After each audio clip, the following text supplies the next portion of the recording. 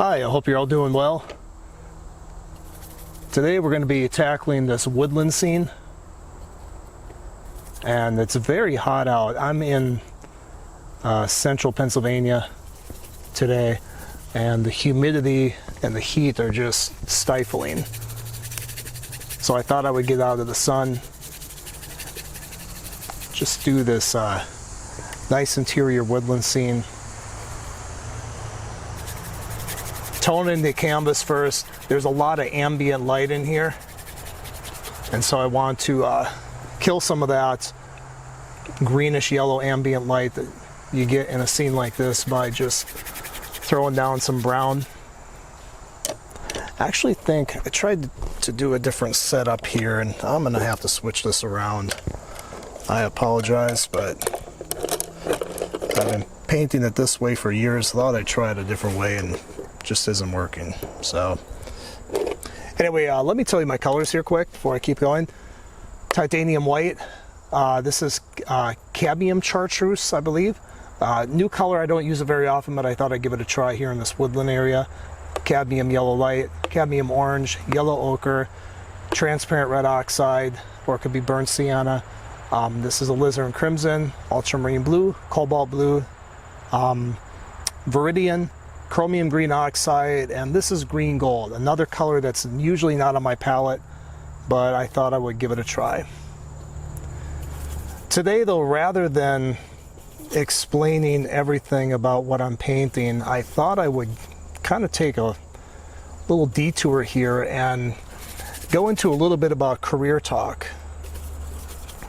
And I'm gonna do some videos like this in the future, just talking about how I got started, how I got into galleries, making money as an artist, my experience doing shows, things like that. Because that advice can be very helpful, especially if you're the artist who's, would like to make a living at it someday. Would like to leave your full-time job that you probably don't like. Most artists don't like their full-time jobs. I've been one of them, because you'd rather be out painting. So today I'm going to talk a little bit about how I got started as an artist, just what got me started, what inspired me, how I started, the challenges I faced, the practices I engaged in, the disciplines that helped get me to where I am today. I was born and raised in Minnesota, St. Paul to be, well, I was born in St. Paul, but I was raised most of my time in a town called Faribault, which is about 50 miles south of Minneapolis. And when I was a kid, I didn't have a whole lot of friends. Didn't seem too good at much of anything. But I remember in fourth grade, the fourth grade teacher drew a horn of plenty. I think it's a corpiconia or something like that. I know that that's probably not correct.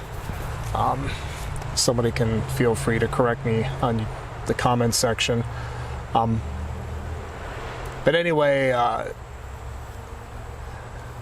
she drew this, just a simple line drawing of it on the chalkboard, and asked all us kids to replicate it on paper, and mine ended up turning out to be, I guess you could say, the best in the class. Everyone else was pretty wowed by what I did, and I kind of thought, oh wow, I can actually do something, because I wasn't too good at much of anything else.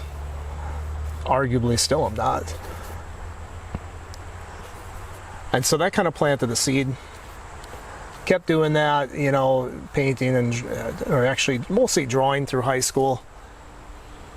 And I was kind of known as the class artist, if you will.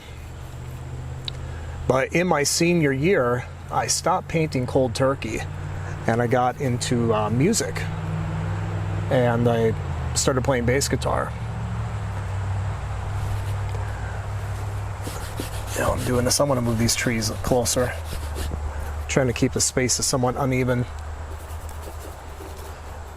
I got talked into playing bass guitar by a couple friends that I rode the bus with that were forming a band. And so I started playing, and I really took off with it.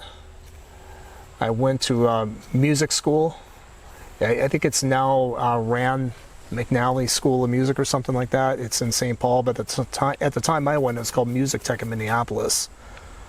And did pretty well at that. I actually was the honor graduate in my class for electric bass. I studied jazz, R&B, and graduated, wanted to be a jazz musician. Well, good luck with that in rural Minnesota. I didn't want to move to a big city, let's just put it that way. The thought of living in a big city in a metropolitan area did not appeal to me. So I stayed in small town Minnesota and ended up playing in some wedding dance bands, and I had a reputation as a really good bass guitar player, but I started to not like the lifestyle after a certain period of time. So I ended up getting back into art. I remember I was dating a girl at the time, and she drew me a picture, and can't remember what she drew me a picture of, but I thought, well, hey, I used to do art, I'll draw her a picture too. And so I did, and she was like, oh wow, I never want to draw again, which I thought was, you don't ever want to take that attitude, because everybody's at their own level, and anyone can get better at drawing or painting, trust me. Because even though she was impressed, I can guarantee it was not that stellar of a drawing. But anyway, that kind of, I started going for walks out in nature, out in the woods.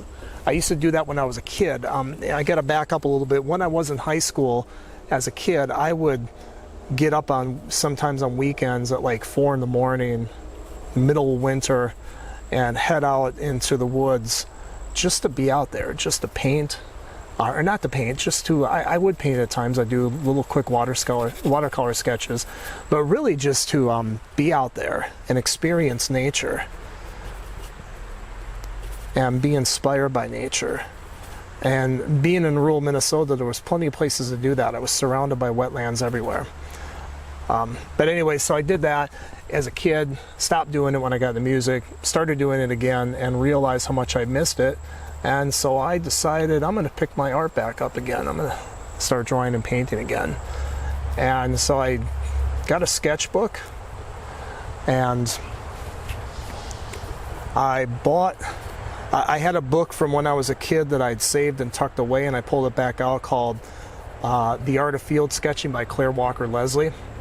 And I started reading that book again. I got Klyman Nicolaides' The Natural Way to Draw. I went through most of that book. I was a bachelor at the time. I got off work early. I would come home, and I would sit in my apartment, and I would just draw. And I would go through that book, and that really set a foundation for solid drawing skills. And so if you're just starting out and you want to get your drawing skills down, I do highly recommend that book.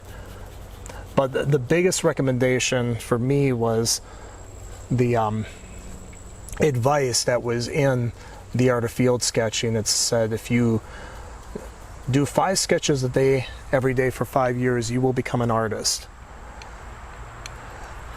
And so that's what I decided to do. I would religiously sketch every day, 5 sketches a day. A lot of times they'd be really quick sketches, but they were sketches nonetheless, just to keep my head in the game, just to keep up the discipline. And I remember a taxidermist, pretty well known, who also knew some big wildlife artists, because wildlife art was my big thing at the time that I wanted to do. And this taxidermist, he saw my attempts at finished art, and it was crap, and he basically told me it was crap at the time, in a nice way. But when he saw my sketchbook, he was blown away, and he said, "Are you doing this every day?" I said, "Yeah." And he said, "You got to keep this up, because this is what's going to get you somewhere, this discipline of what you're doing, the fact that you do it every day."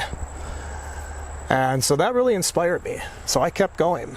And I know that this might not sound to some of you like, practical advice. In this day and age, we want instant gratification. We want, to learn some secret or something like that. But there really wasn't any secret. It was just sketching every day. And believe me, I did a lot of atrocious, crappy sketches. But I kept going. And I told myself, even though my sketches at the time were not turning out that good, I told myself that the real success is in the fact that I did it that day, not in the results. I also read somewhere that you have to make about 10,000 mistakes, I think it was. I can't remember what the number was, but it was a huge number. About 10,000 mistakes before you become a good artist. And so I told myself, well, I better go get them made. I better get started and get those mistakes out of the way. And so that's what I strive to do. And I did. And I continue to make mistakes. But that's all part of it.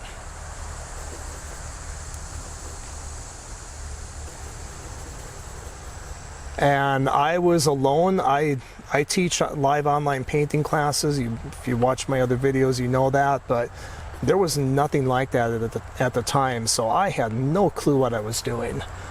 But I kept going, and it took me a while. But little by little, I would go on lunch break from work or something like that, and I would come back, and it's like, well, this sketch actually looks slightly nice.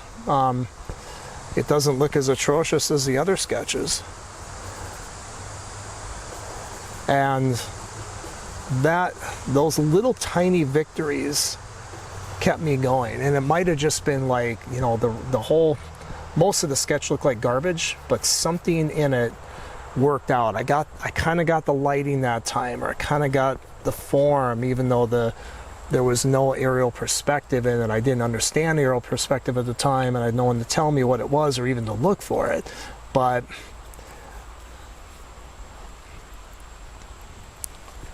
something would just look right. And so I kept going. And eventually what happened is I got married. I moved to Pennsylvania. My wife won the coin toss there, as I like to say.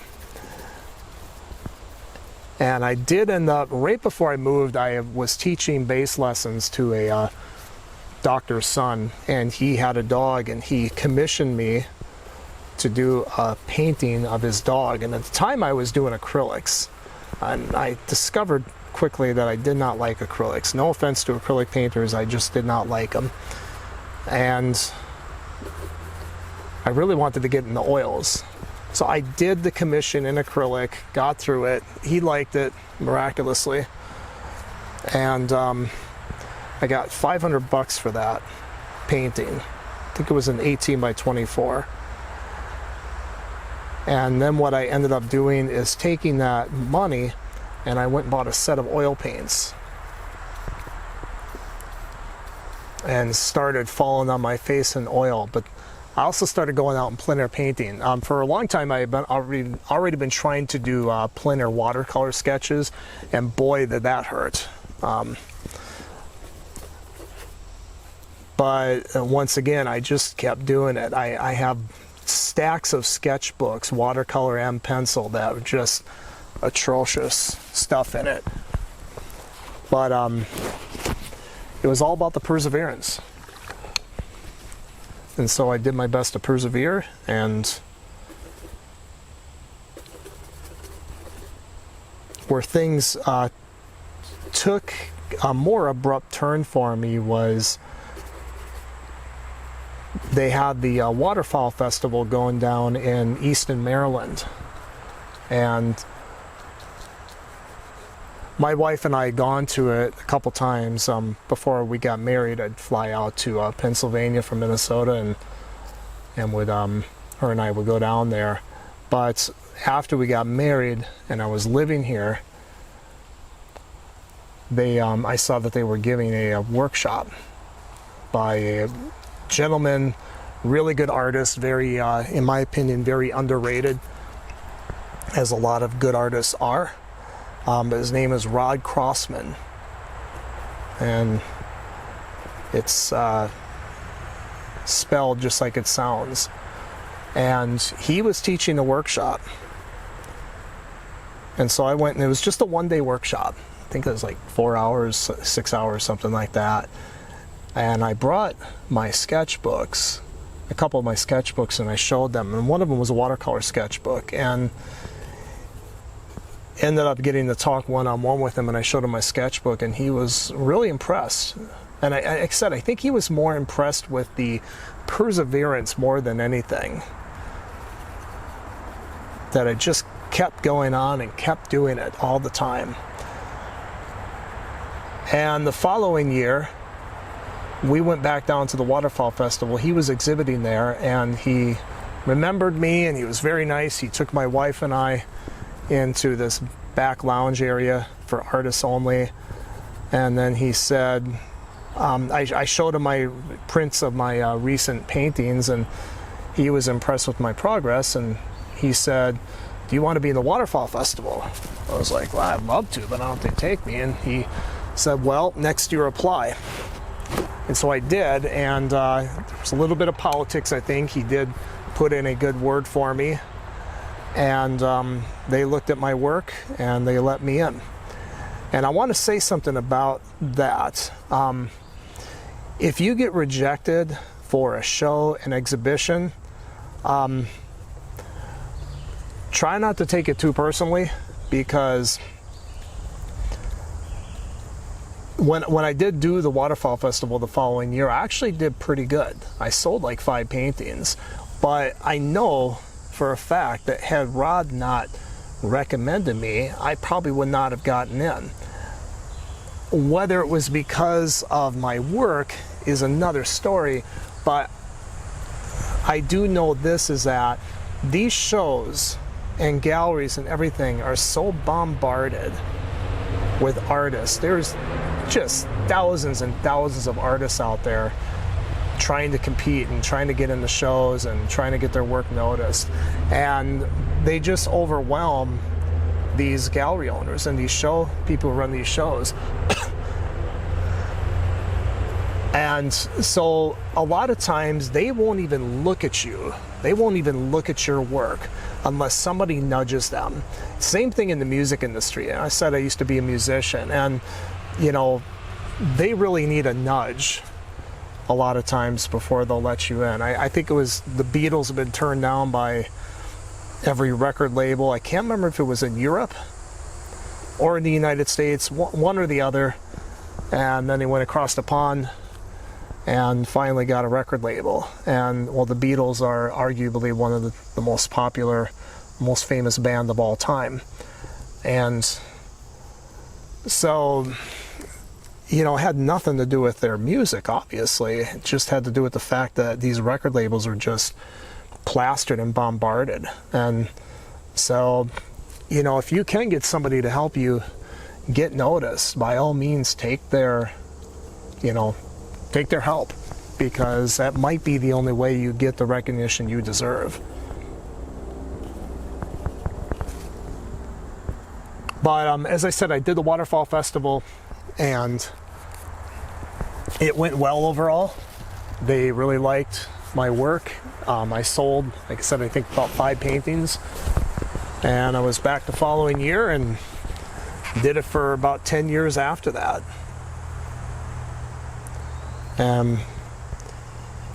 Did my best to improve my work.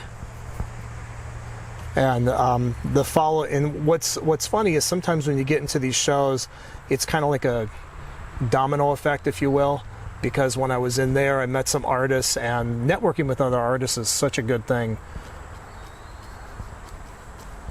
because art can be a lonely business. But I remember I got in there, and these other artists were like, oh wow, you have nice work, did you try for the Southeastern Wildlife Expo? And I was like, what's that? Never heard of it. And so I tried, and I got into that. That one I just got into. I applied standard application, and they let me in. There was no, you know, nudge on the shoulder from anybody else. Also, I started going into galleries, walking into galleries, and because the Waterfowl Festival admission kind of gave me a little boost of confidence. Might even be able to say overconfidence. And so I started walking into galleries, showing my work, and I got into a couple galleries. And just kept going after that, looking for opportunities, applying for shows. I still got turned down for some. I still get turned down for shows. But, you know, it was that one start there. But just to review, it was me sticking with it. But as I was saying, you know, it was just perseverance and just keep going and keep going. And I still have to tell myself that, because, as I said, I still get turned down for shows and galleries and everything.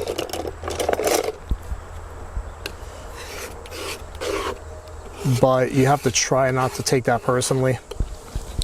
There is politics in the art world, and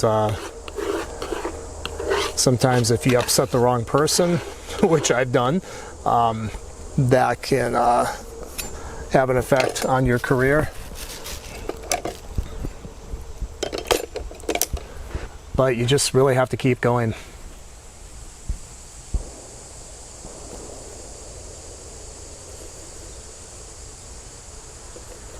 And so if you're new to art,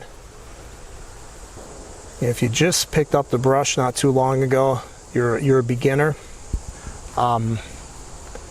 my recommendation is try to paint and draw from life every day. Keep a sketchbook and just keep the discipline up. And that'll tell you too if you really want to do it or not, because I know we all get these little hobby bugs, if you will, where, oh, I think I want to do this now, and you try it for a month and then you stop. And I've done that. I've gone through a number of those things where I think I want to do this, and it just never happened, be it lack of time or it wasn't what I thought it would be. So you get a lot of that, and you've probably done a lot of that. But keeping a sketchbook every day is going to help you determine, you know, gee, is this really for me? Is this something I really want to do? So I highly recommend that discipline. And if you find yourself, you know, sketching every day, just with a pencil, drawing, because drawing skills are very important. What I did when I first started is I didn't paint. I didn't pick up a paintbrush for over a year at least. I just sketched, and that was it. Nothing else. And I'm not saying that's the way you should definitely do it, but if you don't want to make a big investment, if you're unsure, you know, sketchbooks are cheap, a couple bucks, a few bucks. You can get them at Walmart now, I think, and just get one and see if you like doing it. And if you do decide that you're, you know, kind of serious about it, you enjoy it, then maybe invest in a pochade box. The kind that I have is Open Box M. They're a little expensive. You can get lower priced ones elsewhere, but the Open Box M, in my opinion, is really nice. I've had this one for almost 10 years now, and it's never let me down.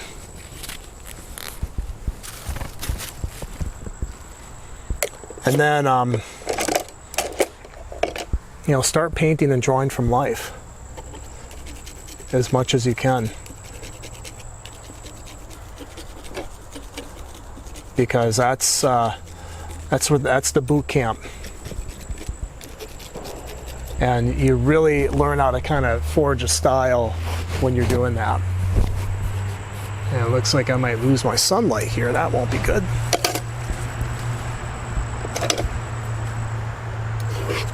It's very dark in here.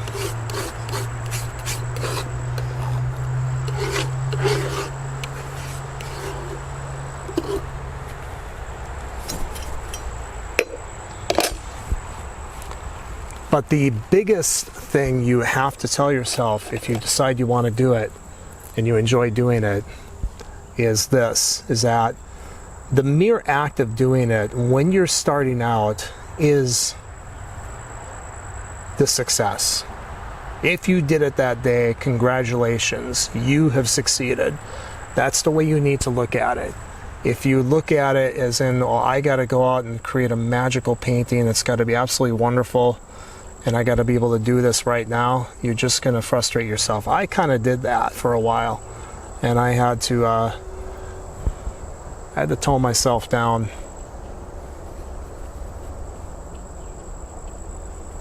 But the mere act of going out and painting or drawing, especially from life, that is your success when you start out.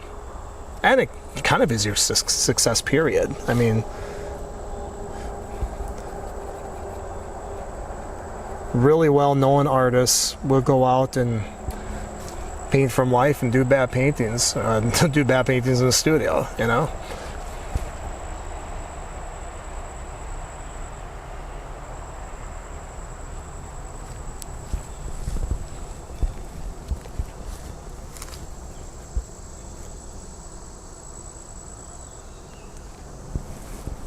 In fact, I'm beginning to think this might become a bad painting for me, because it's always been a challenge for me to capture this intense sunlight on a dark forest floor.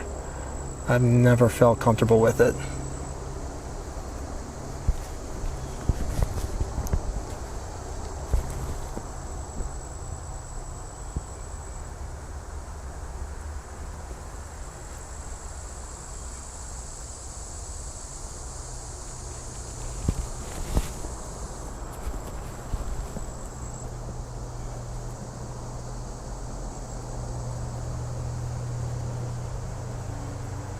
And if you do decide that you're serious, you really do it, I would say get some good instruction too. I mean, I offer live painting workshops, so you could learn under me. There's lots of other people who offer great courses and things like that. So whether it's from me or somebody else, get some good instruction if you can. But just remember that good instruction is no substitute for the hard work you have to put into it.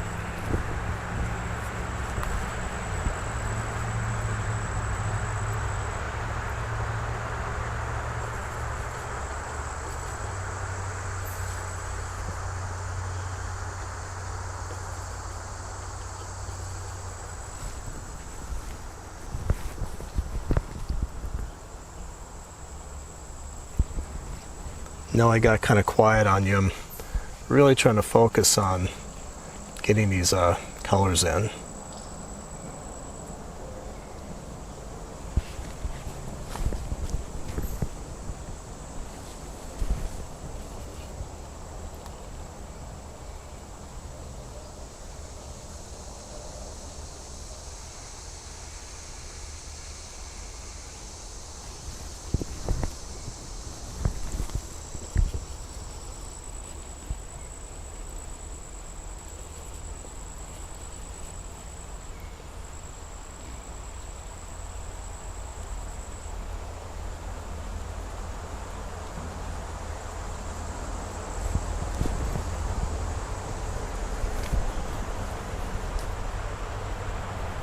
Right here there's a, looks like a small beech tree that's in front of this tree. I'm basically ignoring that. I'm trying to look at other trees to kind of get some reference.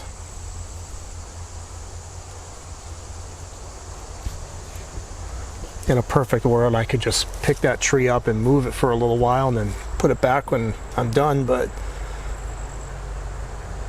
of course, we know I can't do that.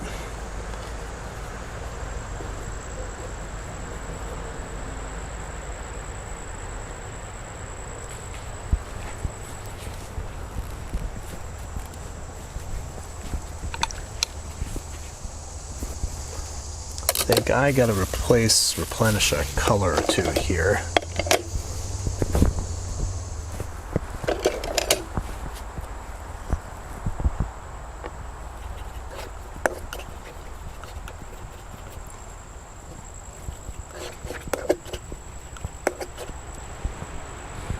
Also, if you're starting out, sorry, can't talk. If you're starting out as an artist, another suggestion is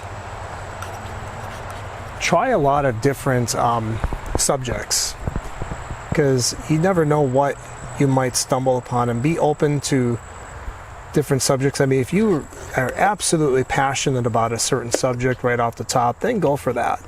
But if you just like, I just want to paint, I see beautiful things and I want to paint them, then go out and explore, you know, the things that are out there to paint, and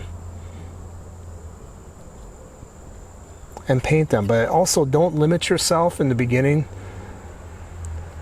When I first started out, I wanted to be a wildlife artist. That was my big thing.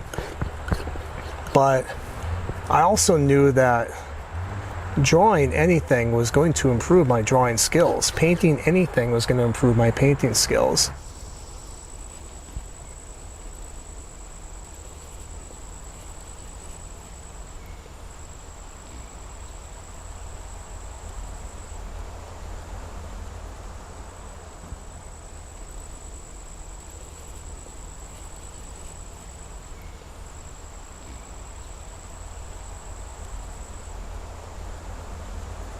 Subjects that you might not think you learn from, you will. I used to kind of detest abstract art, and the older I get, the more I'm realizing how much I can really learn from abstract art and how it can help my realism.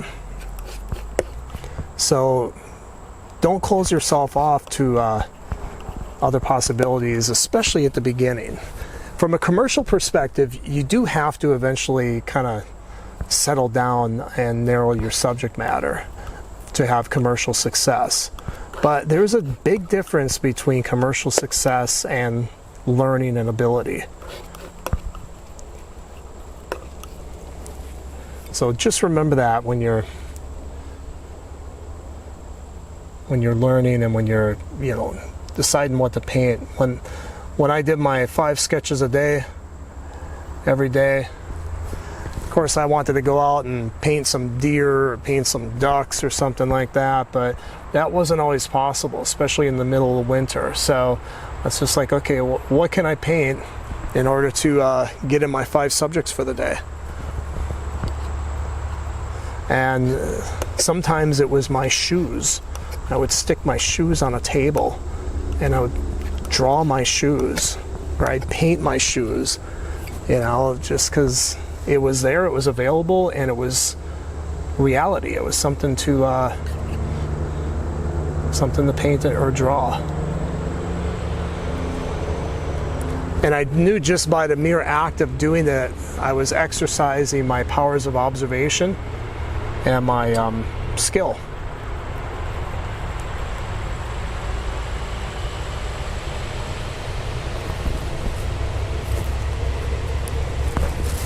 So just keep that in mind when you're starting out.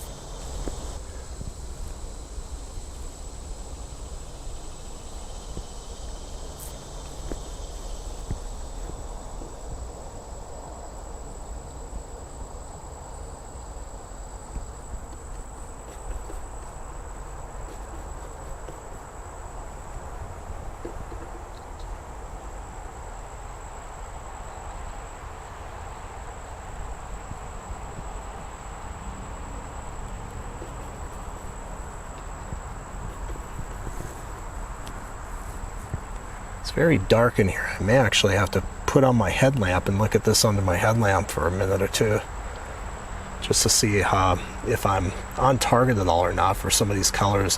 When you're painting under really dark conditions like this, I know it probably looks lighter in the camera. I hope it does.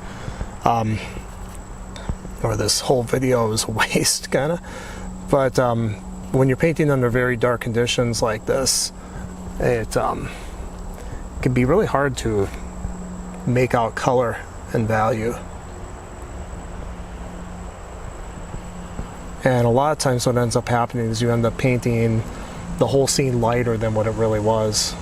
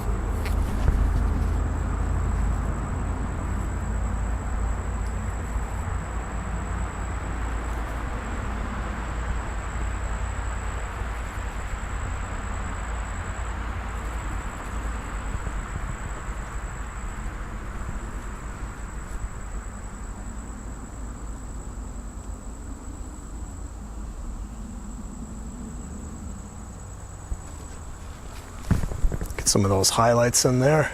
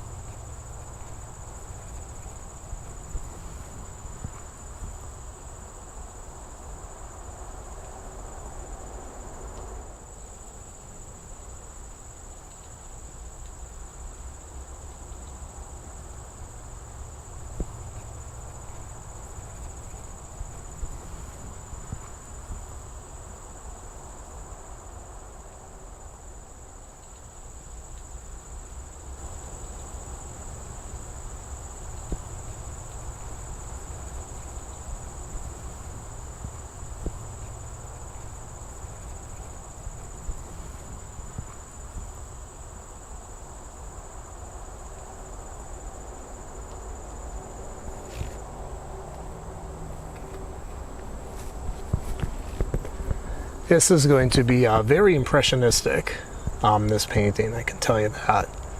Just to capture all the things going on in this scene.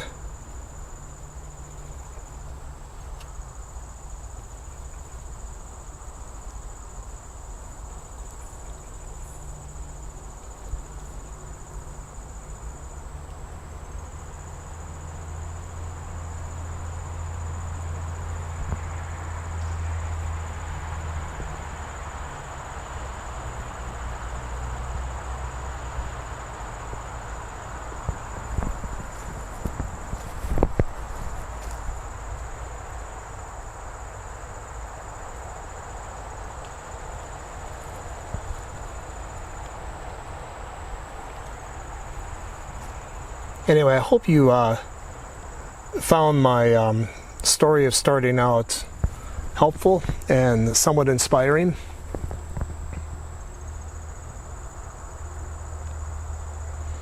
And I will say this, that the there's such a wide array of artists and how they started out and what their story is, and one artist's story will be completely different from another's.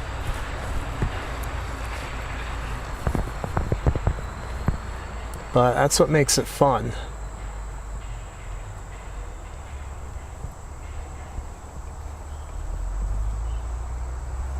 Some artists struggle for many, many years and finally get some notoriety or what they deem as success. That's something else too. I mean, this is a little cliche, but it is true. You do have to kind of define what success would be for you.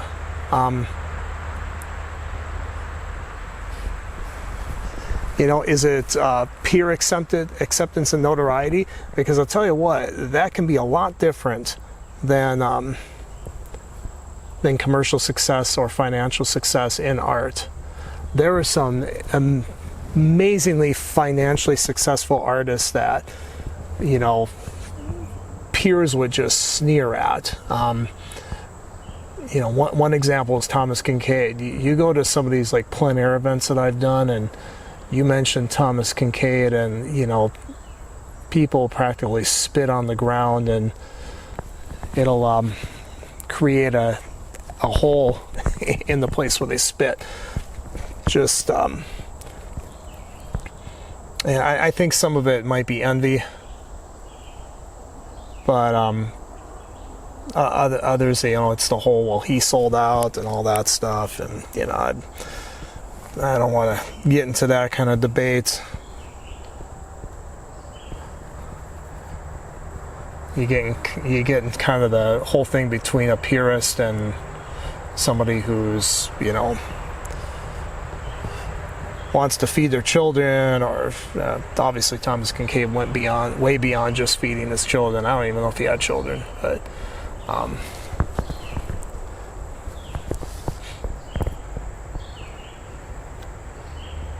you know, that's one example.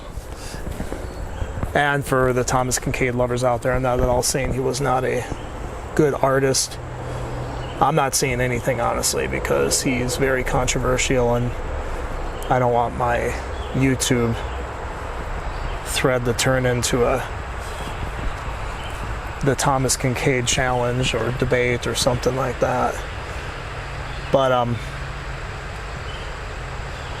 all I'm saying is that commercial success can be very different from like peer success. I know a lot of artists who are greatly admired by their peers, and they really struggle.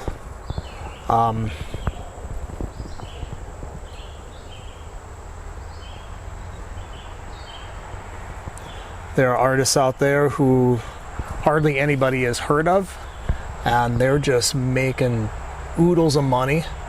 I used to think that everybody in an art trade magazine, like Plein magazine or something like that, or Wildlife Art magazine when it used to be out, were just like wildly successful, and that was not the case at all.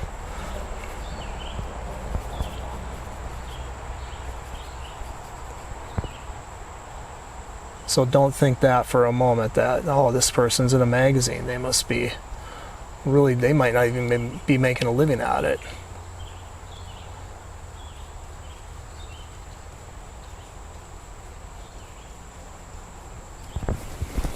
And I'll probably talk more about that in a future video.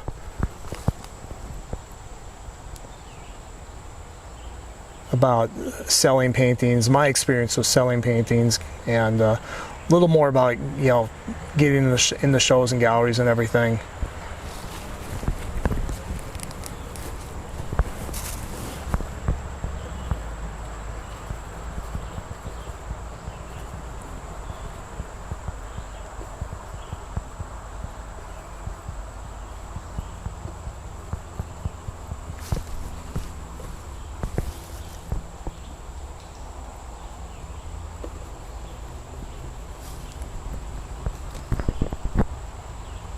But you need to define success and then kind of pursue it. If you if you're after more pure acceptance, and painting whatever darn well pleases you no matter what,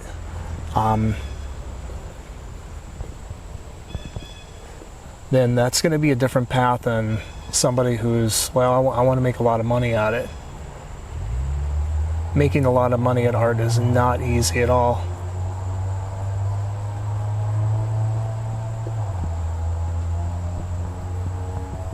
But there are people who do make a lot of money at it, so it's not impossible.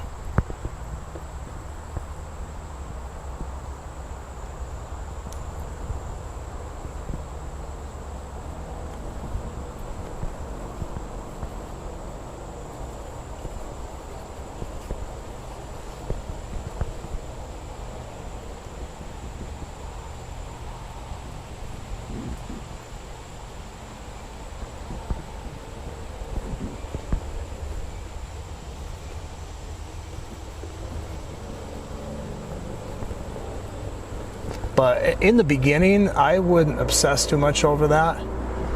I would just focus on learning the fundamentals.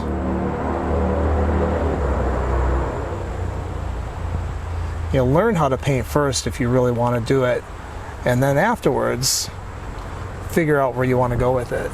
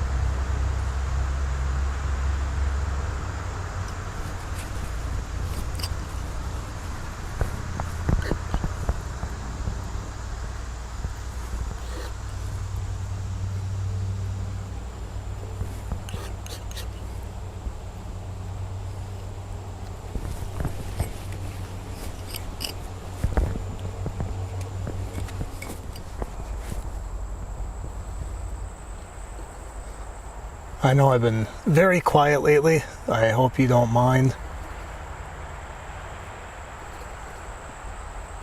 there are times when you're in a place that's very nice and peaceful like this, with the exception of some of the traffic in the distance. But in places like this, sometimes I just like to paint nice and quietly, and I hope you enjoy that just watching. If not, let me know in the comments section and I'll try to find more things to blab about in future videos. But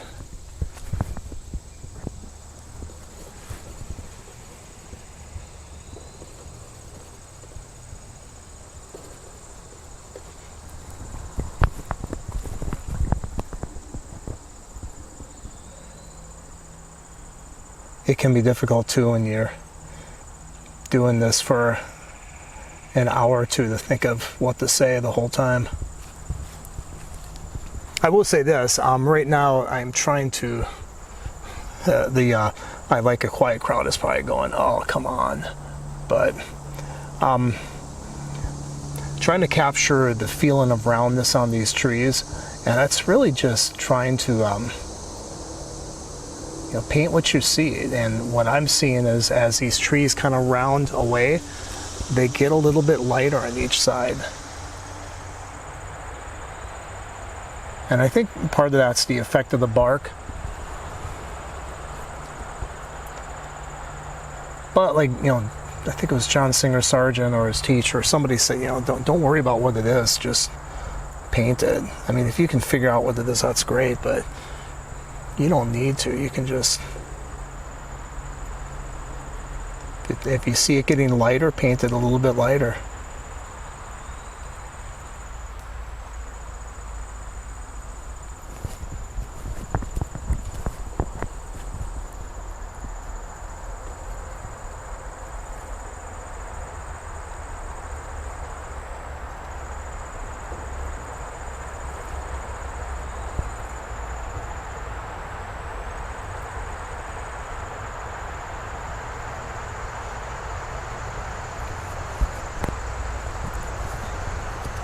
Just dabbing on some slightly lighter value of this dark tree color very lightly with my brush to somewhat mimic the feeling of tree bark. Not trying to paint every single little texture or detail I see, but just mimic the overall feel of it.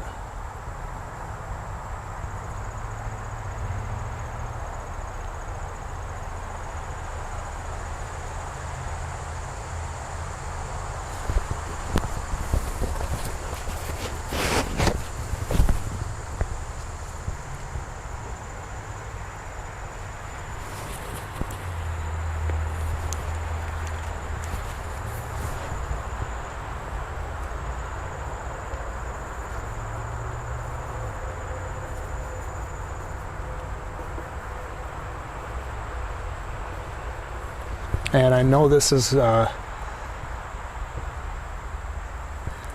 to be a bit of a long video, but hopefully you just look at that as that much more you can watch, that much more you can get instruction on. And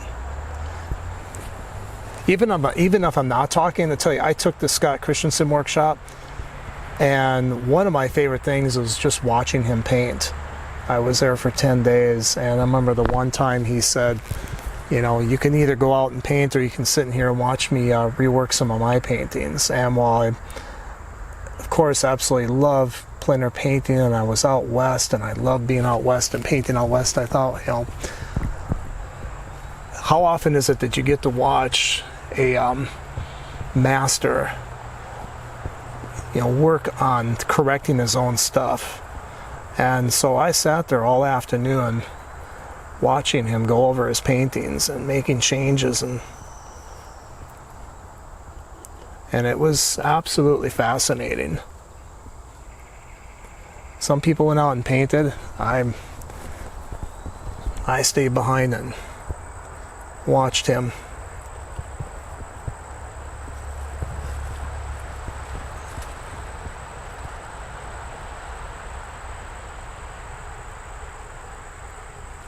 And to this day, I don't regret it. It was a great experience.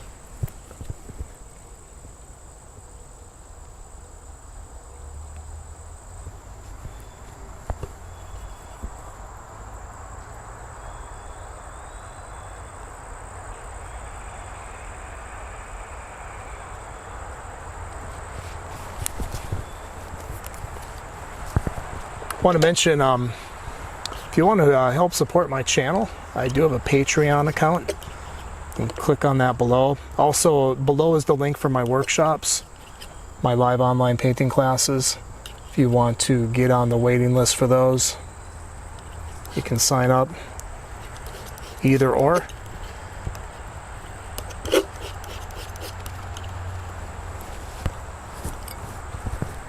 The Patreon really helps me with my extra little expenses, and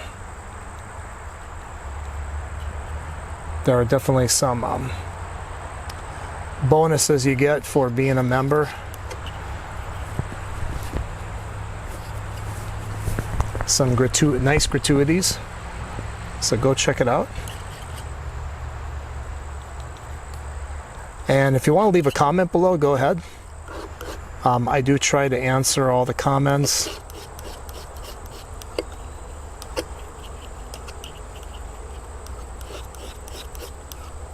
And the questions. I don't give all out lessons though. That's what the workshops are for, but you know, I'll try to answer any questions you may have that are quick and easy.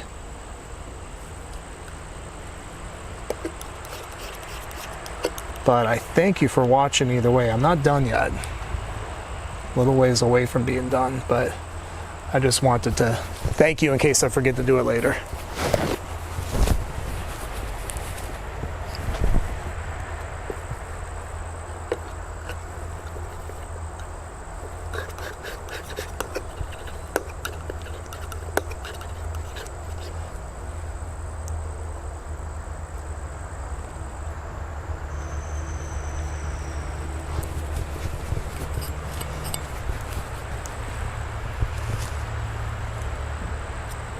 Got an ant right there.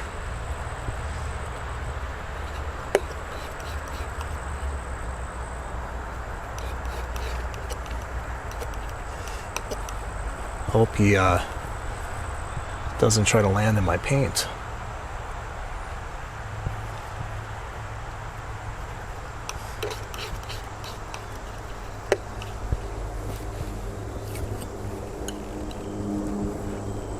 Hope he doesn't come home with me either.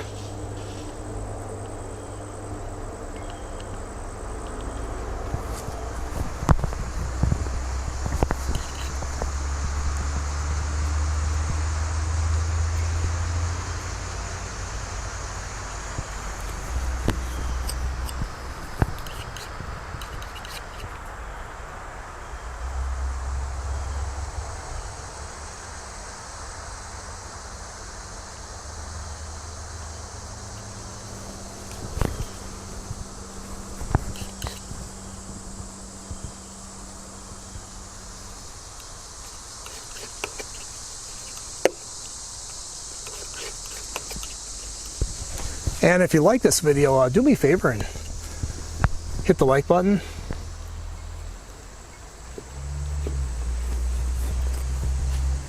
Keeps the algorithms happy.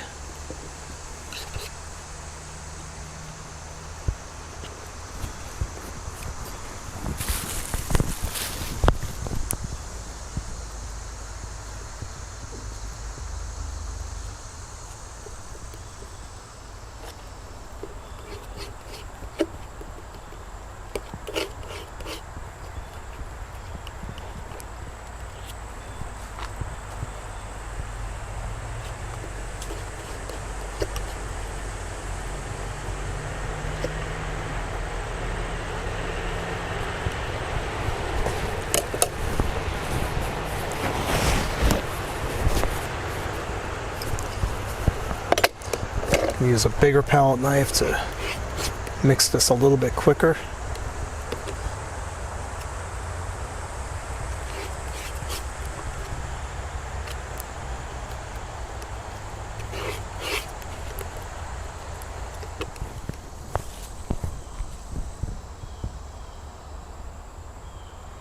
This is just a lighter green that I'm seeing in here, a little bit lighter than what I originally put down.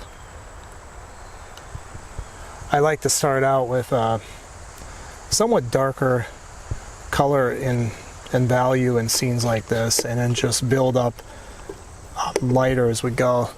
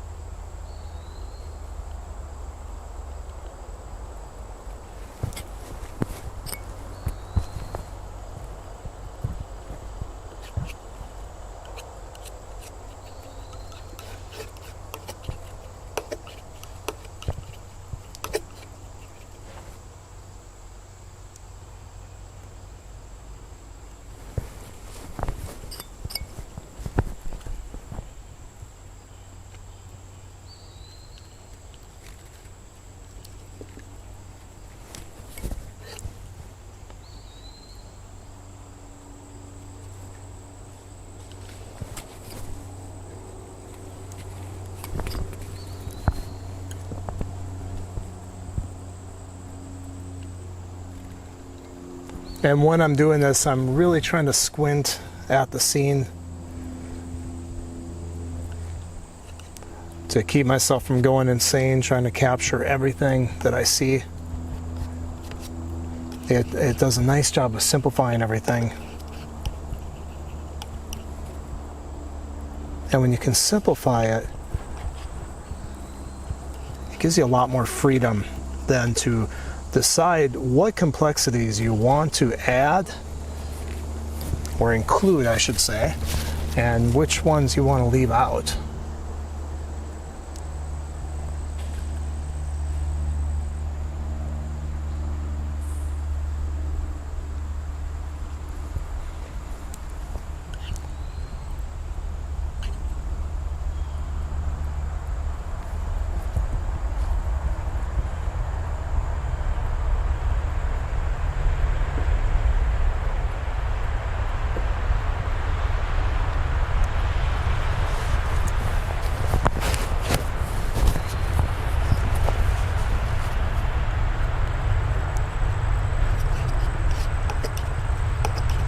As we move up, we're going to get a little bit cooler and lighter in some spots.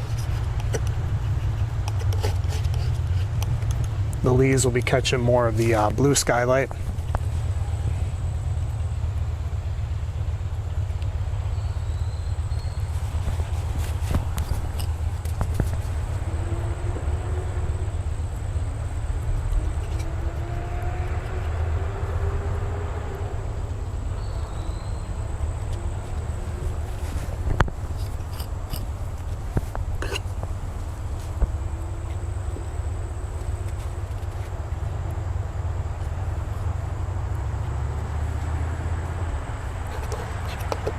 Squinting at a scene like this too really helps, because if you look with your eyes wide open constantly at the scene, you're going to see so much color, so much variety, and you're going to get overwhelmed.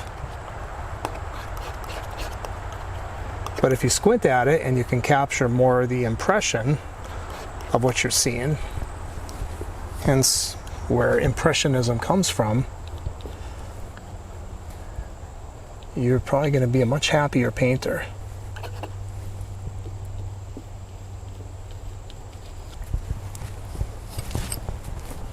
I'm fully convinced that's, it was, the Impressionists were just basically trying to come up with a pragmatic way to capture all the complexity that you see in nature, the complexity of light, and they did a really good job of it.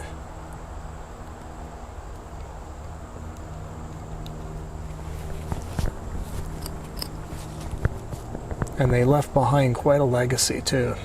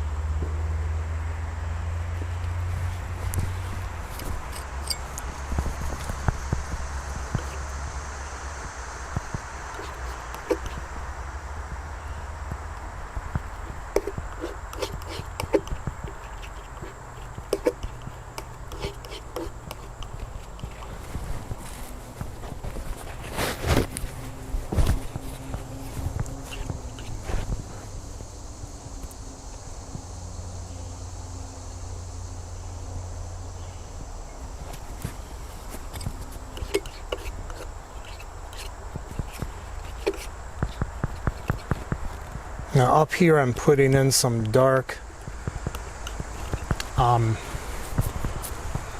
leaves that are basically in shadow.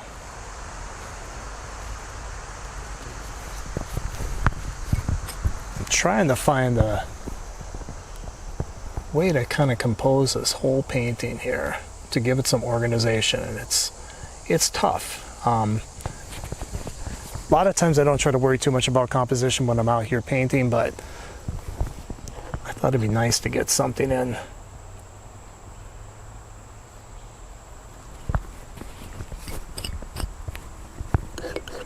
Since I have the time to do it.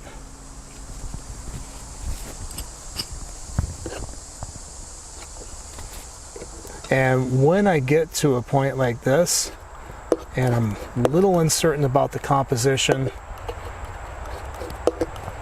sometimes what I'll do, and I might do it here, is I might just start thinking abstractly from strictly design. I'm not going to look so much at the scene to tell me what to do, but I'm going to change what I need to in the scene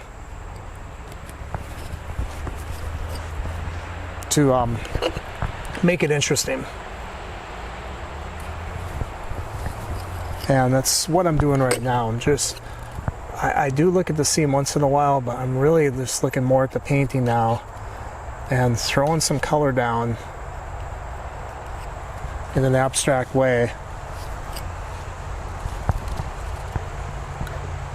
to get the interest that I hope I can achieve.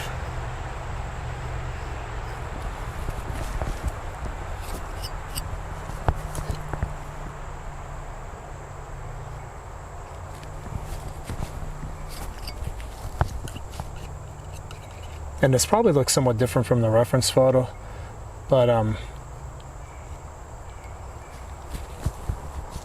the light is constantly moving, constantly changing.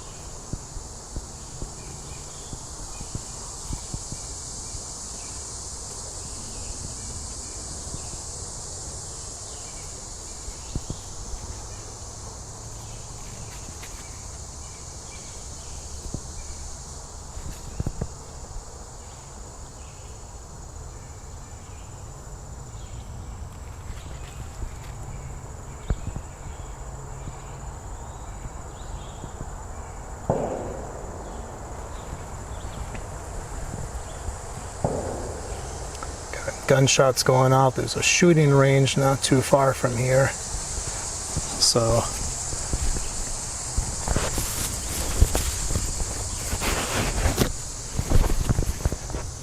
that is something you'll hear from time to time in this area.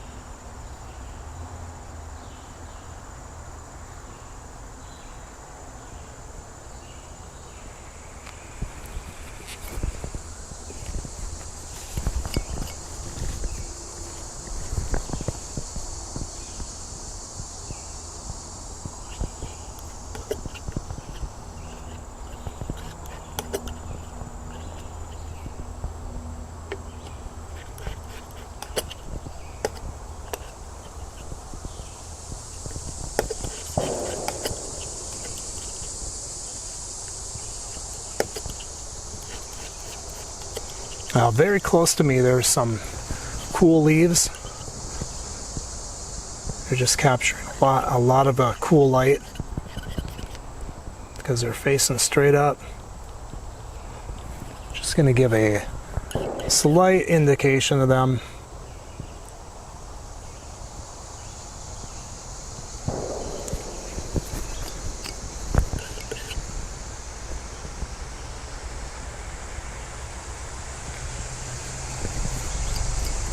Just a suggestion.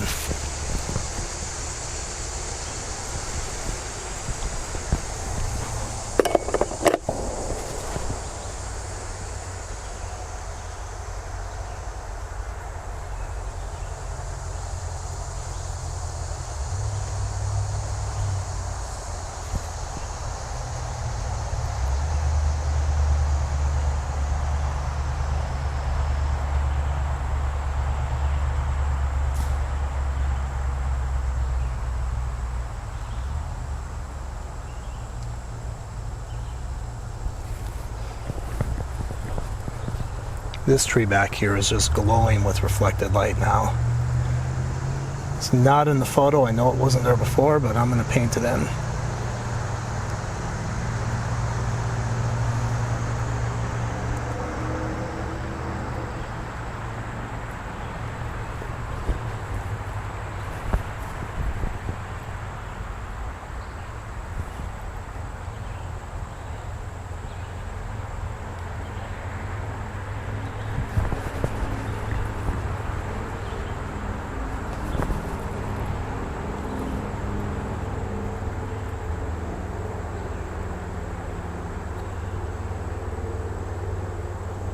Just using a small imitation badger hairbrush for these very detailed areas.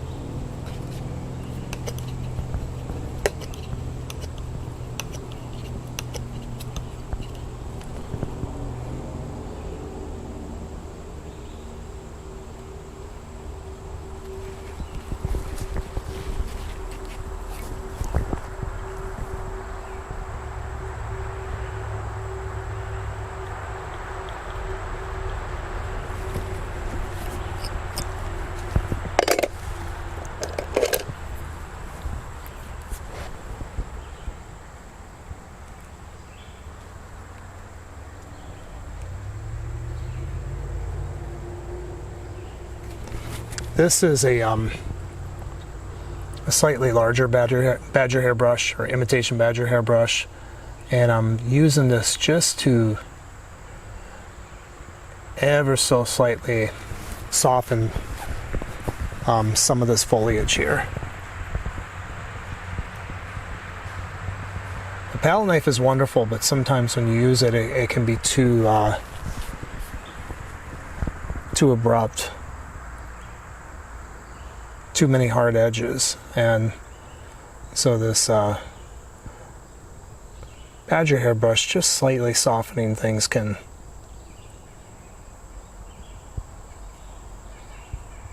really help that.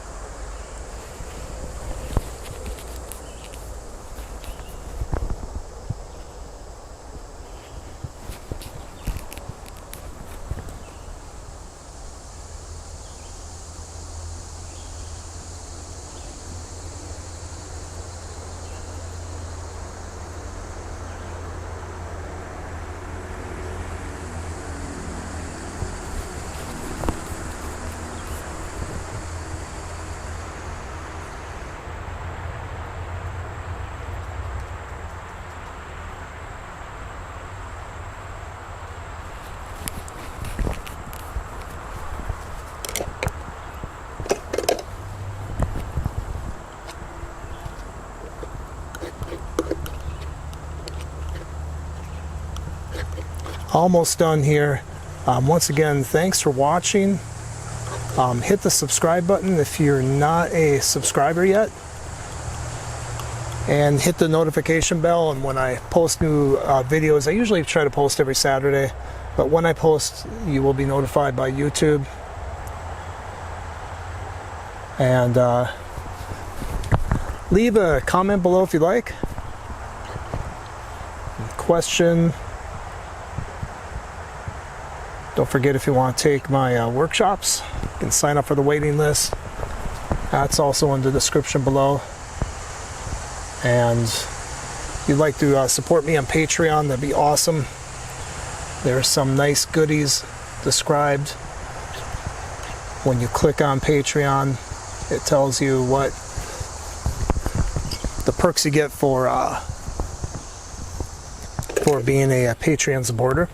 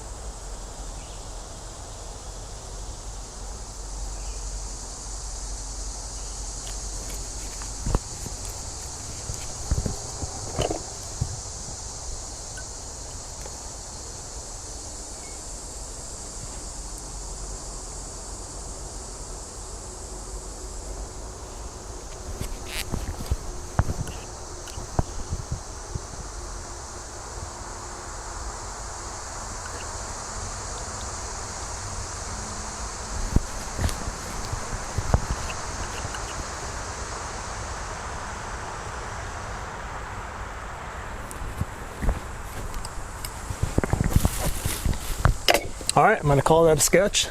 Thanks for watching. We'll see you next time.